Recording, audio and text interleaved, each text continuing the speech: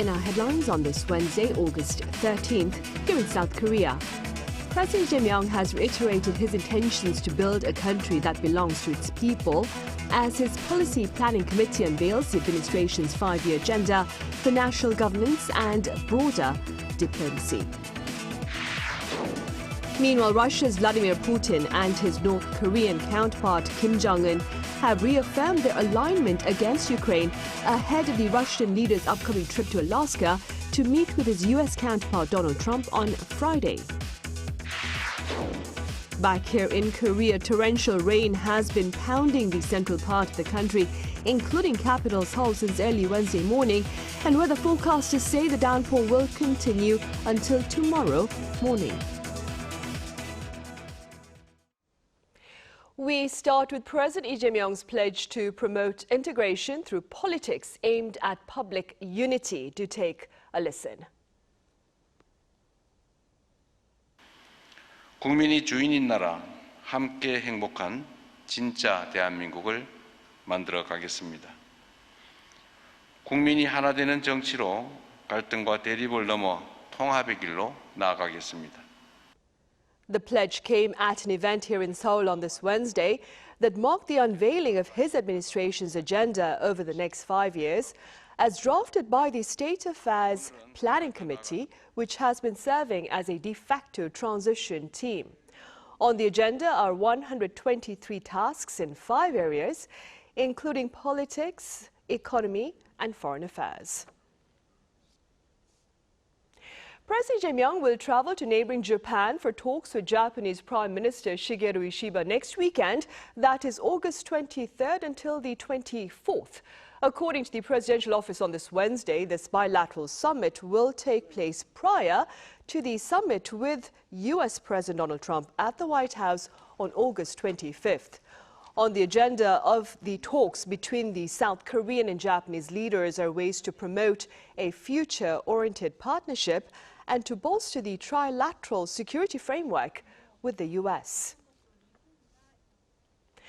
And the president has also named new nominees to head the Education and Gender Equality Ministries. Chief of Staff Kang Hoon-sik announced on this Wednesday that Choi Kyo-jin, the current superintendent of Sejong Metropolitan City Office of Education, has been tapped as the new education minister, a post that also serves as deputy prime minister.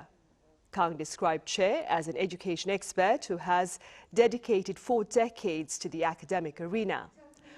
Lawyer Won Min-kyung, who has served on the National Assembly's Gender Equality Advisory Committee, has been picked as Minister of Gender Equality and Family. Both positions have remained vacant after the president's initial picks withdrew and resigned respectively following allegations of plagiarism and workplace abuse.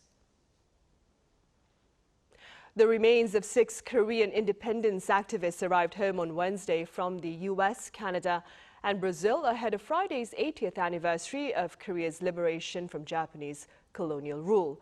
A repatriation ceremony was held at the Seoul National Cemetery, where Prime Minister Kim Min-seok posthumously awarded each of them the Order of Merit for National Foundation. He also reaffirmed commitment to ensure that the repatriation campaign continues until the very last hero is laid to rest here at home. The remains of the 6 activists will be buried at the Daejeon National Cemetery. On the international front, Russia's Vladimir Putin and his North Korean counterpart Kim Jong-un appear to have reaffirmed their alignment ahead of the Russian leader's upcoming trip to Alaska to meet with his U.S. counterpart Donald Trump on Friday. Our defense correspondent Kim Bo-kyung reports. Russian President Vladimir Putin, during a phone call on Tuesday, briefed North Korean leader Kim Jong-un on the upcoming summit between himself and U.S. President Donald Trump. Putin is set to meet Trump in Alaska on Friday to discuss the Ukraine war, as U.S. Special Envoy Steve Witkoff's visit to Russia on August 6th laid the foundations for the summit to take place. According to the Kremlin on Tuesday local time, Putin highly assessed Pyongyang's support for operations in the Kursk region, and the two leaders reaffirmed their commitment to further developing cooperative relations in all areas, in line with the mutual defense treaty they signed in June last year. According to the Korean Central News Agency on Wednesday, Kim Jong-un expressed his full support.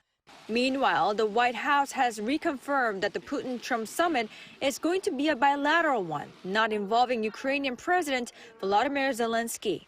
The White House press secretary added that the goal is to have a better understanding of how the war could end. I think this is a listening exercise for the president. Look, only one party that's involved in this war is going to be present. And so this is for the president to go and to get, again, a more firm and better understanding of how we can hopefully bring this war to an end. When asked about whether the issue of dispatching North Korean troops to Russia would be discussed, Tammy Bruce, State Department spokesperson, said the content of the dialogue can only be known by the two leaders. Ukrainian President Zelensky on Tuesday vowed not to give eastern Ukrainian land, the Donbas region, to Russia, adding that it would open a bridgehead for a Russian offensive. He said Moscow would have to agree to a ceasefire before territorial issues are discussed. Kim Bo-kyung, Arirang News.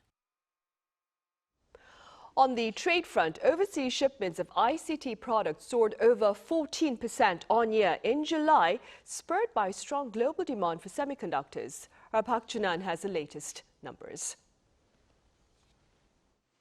South Korea's information and communication technology exports saw a record-breaking performance in July. Exports of ICT products for the month reached $22.19 billion, a 14.5% increase from the same period last year, according to data released by the Ministry of Trade, Industry and Energy on Wednesday. Despite uncertainties stemming from U.S. tariff policies, this marks the highest July export figure ever recorded for the sector, producing a trade surplus of $8.87 billion. The driver behind the surge was semiconductors. Semiconductor exports posted an over 31% increase in July to $14.7 billion, driven by rising prices for memory semiconductors and strong demand for high-value-added chips, such as high-bandwidth memory and double data rate 5. This marks the fourth consecutive month of year-on-year record-breaking semiconductor exports. With the growth of the AI industry, sales of HBM memory semiconductors for AI systems are rising, and as HBM is a high-value product, it is positively impacting South Korea's tech exports. However, not all sectors showed as strong a performance. Display exports fell almost 9% due to uncertain demand in foreign industries, while mobile phone exports dropped almost 22%, though strong finished product sales partially offset declines in components. Exports of computers and peripherals declined by about 17%, affected by the high baseline set by last year's surge in solid-state drive shipments and a temporary slowdown in demand. The strength in exports once again underscored South Korea's resilience in the global ICT market, particularly in semiconductors, despite ongoing trade uncertainties. Park Junan, Arirang News. Employment here in the country expanded by 171,000 in July on year to post a second straight month of gains hovering on the 100,000 range. Accordingly, Statistics Korea says the employment rate for the month of July rose by 0.1% to stand at 63.4%. By sector, however, the employment trend remained mixed, with health and social welfare adding on more jobs, while the manufacturing and construction industries continue to see job losses. Meanwhile, the unemployment rate now stands at 2.4%, down 0.1 percentage point on year.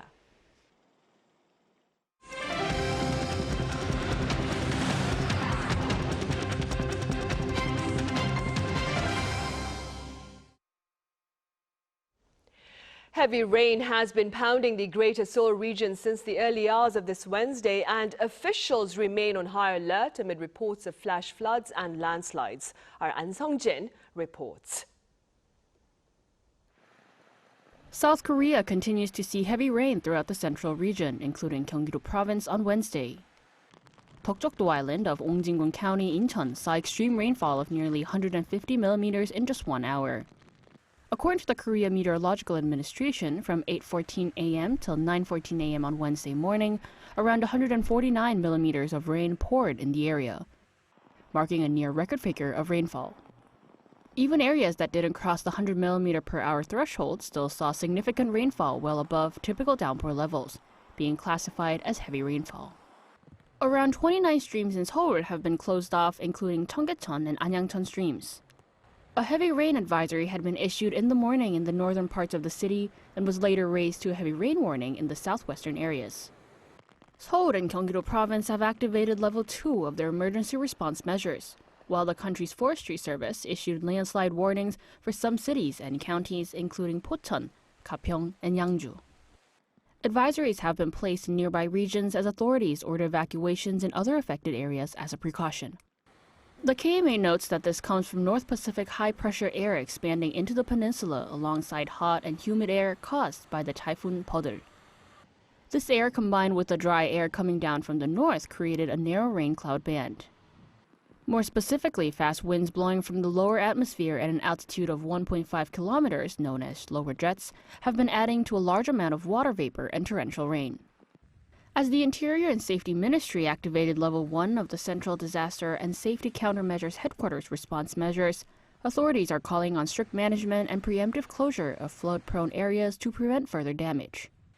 Though heavy rain is expected to continue throughout Wednesday, it will ease off nationwide by Thursday afternoon, and related agencies will be closely monitoring conditions.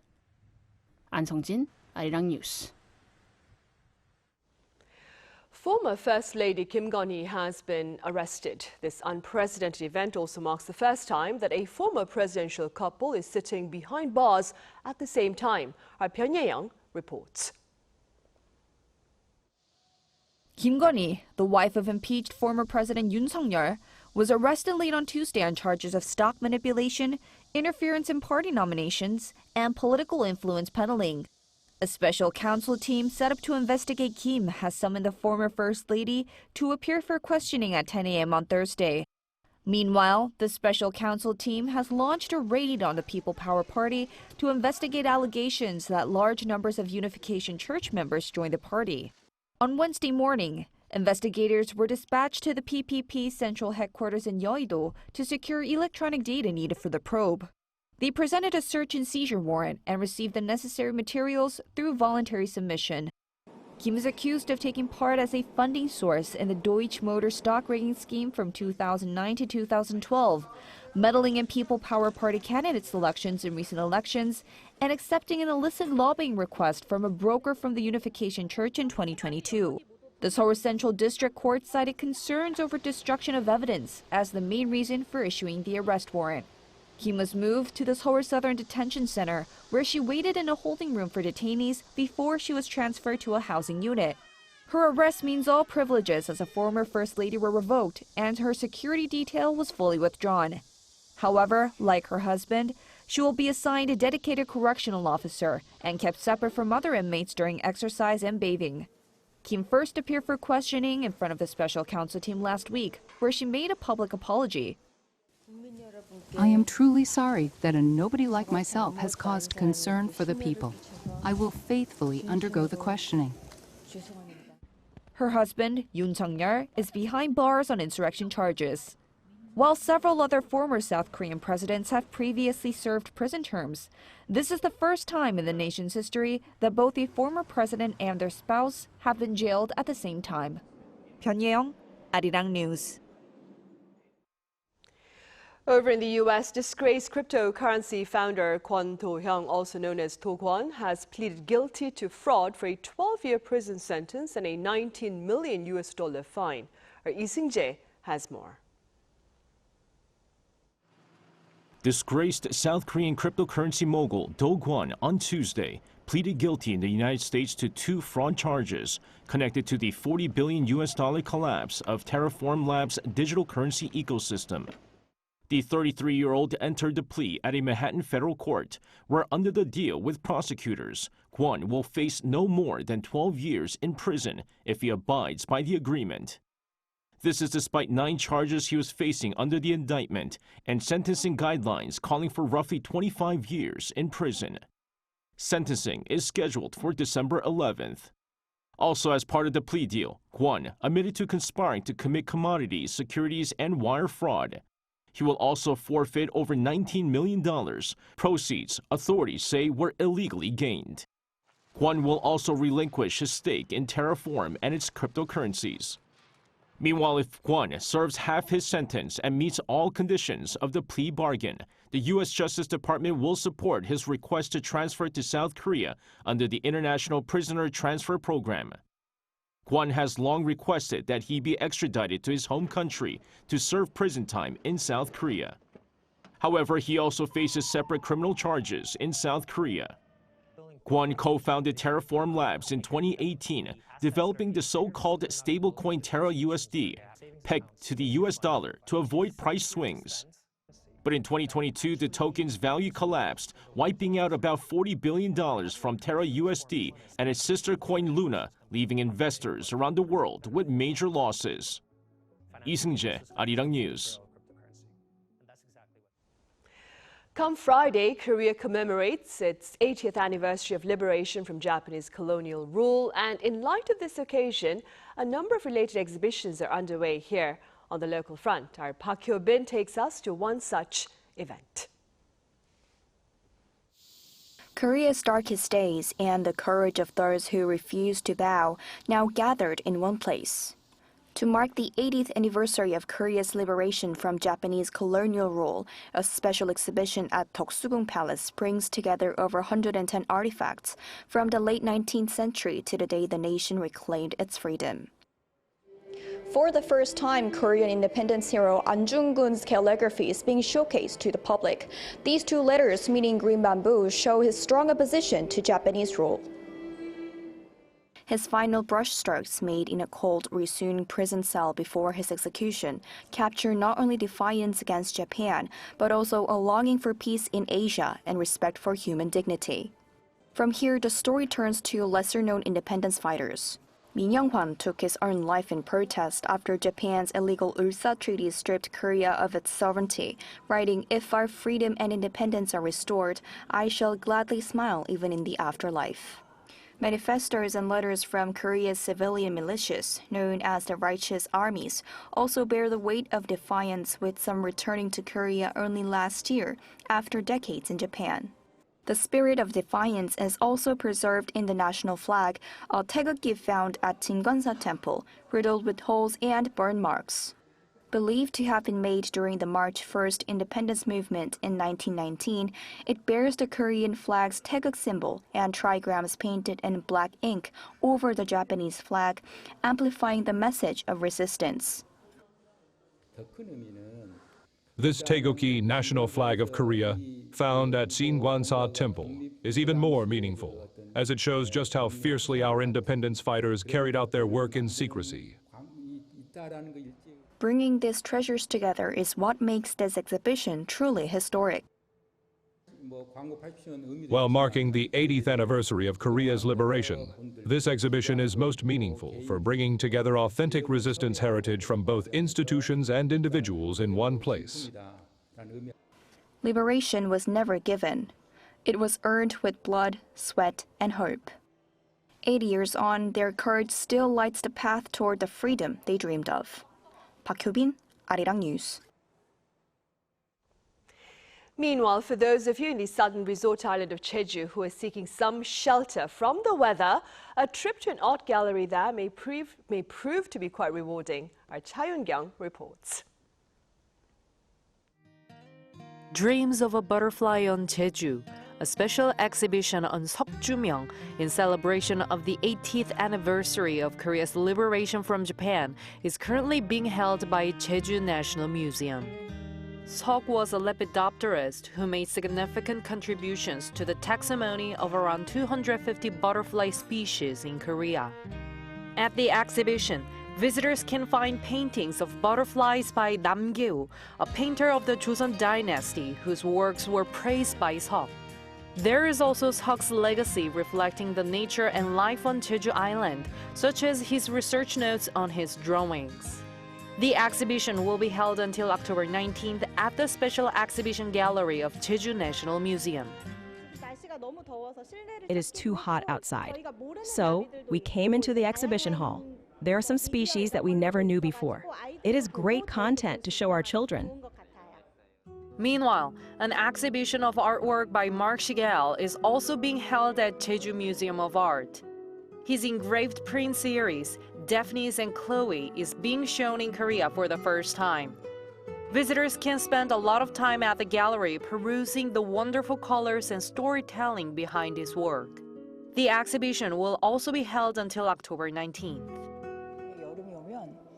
It feels so great when we get into the museum. And artworks also purify our minds. Spending a summer vacation at art galleries and museums is becoming a trend since people can get some rest while enjoying artistic culture. Chaeyoung, Arirang News.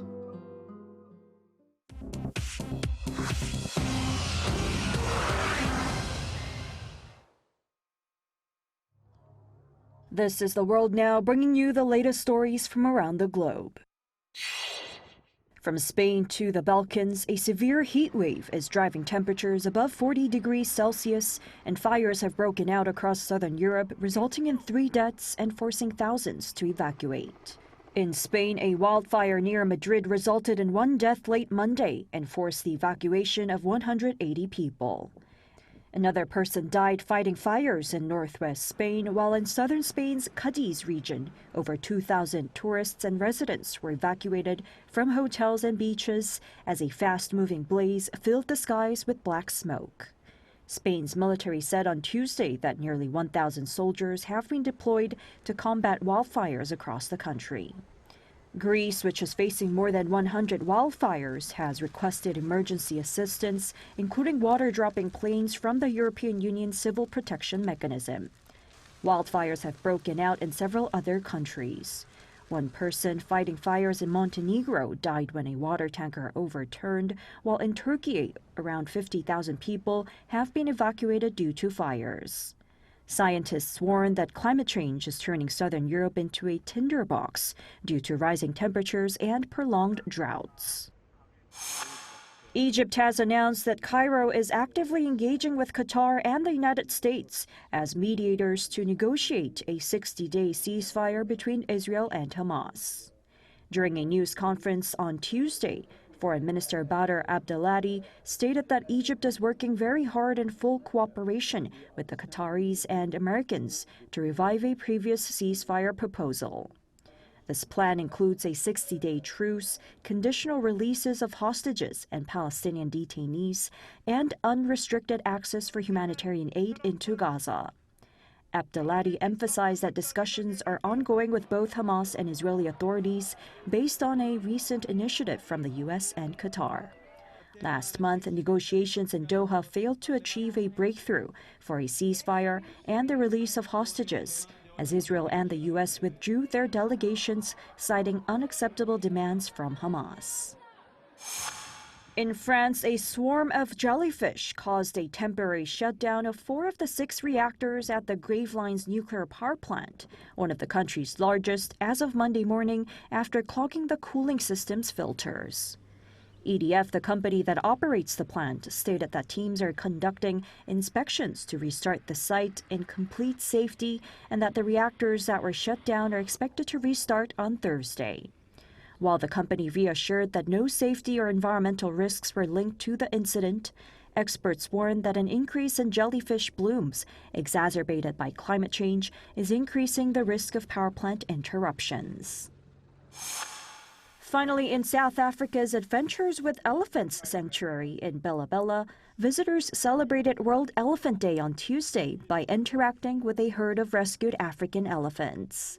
As part of what was described as a rare and respectful opportunity to connect with the animals firsthand, visitors had the chance to feed and touch the largest mammals on Earth.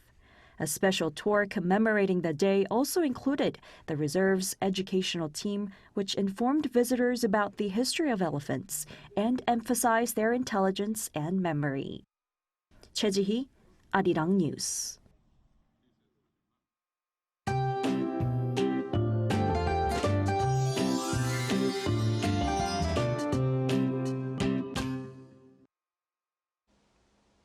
Heavy rain of around 30 to 80 millimeters per hour has been passing through the Seoul metropolitan area and northern parts of Gangwon-do province.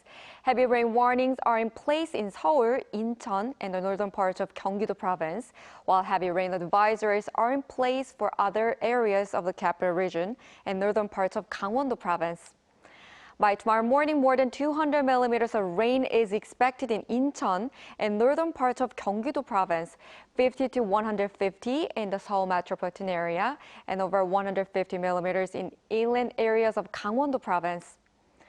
Seoul and Busan will start warm at 26 degrees Celsius tomorrow morning, Chuncheon at 24 degrees. Daily highs will go up to 29 degrees in Seoul and Chuncheon, Gyeongju 35 degrees.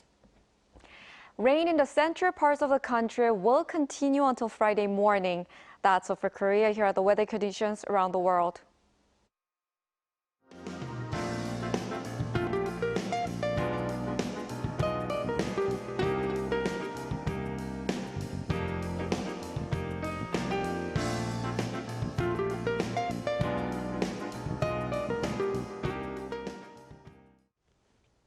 Those are the headlines at this hour here in South Korea. As always, thank you for watching. And coming up next is our daily panel session.